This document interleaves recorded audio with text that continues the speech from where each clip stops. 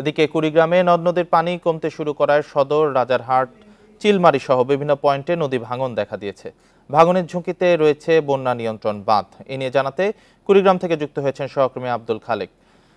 খালেক, কুড়িগ্রামের দুধকুমার, ধরলা, ব্রহ্মপুত্রের পানি কমতে শুরু করেছে, অন্যান্য নদ নদীর পানিও বিপদসীমার নিচ দিয়ে আছে। এখন বন্যা পরিস্থিতির কি খবর, আর বাঁধ ঝুঁকিতে আছে বন্যা নিয়ন্ত্রণ বাঁধ, এই বিষয়ে আসলে কি তথ্য আছে?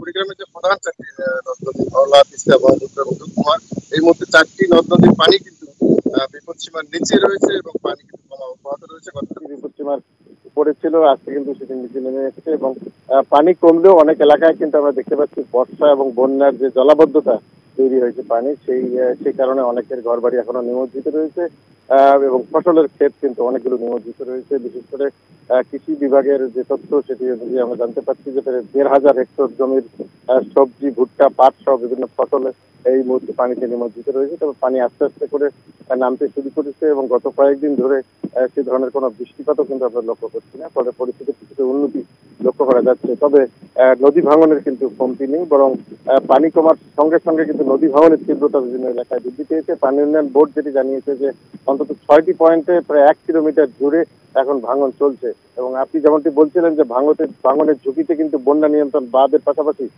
শিক্ষা প্রতিষ্ঠান রয়েছে, বিভিন্ন অফিস রয়েছে এবং আবাদি জমি এবং ঘর বাড়ি তো প্রচুর রয়েছে। আমরা কয়েকদিন ঘুরে যেটি দেখলাম যে অনেক এলাকায় ভাঙনের তীব্রতা এত বেশি যে লোকজন ঘর বাড়ি সরাতেও কিন্তু সময় পাচ্ছেন না এবং ঘর বাড়ি সরিয়ে যে তারা রাখবেন বা বিকল্প জায়গায় যে বসতি স্থাপন করবেন সে ধরনের কোনো জমিও তাদের নেই।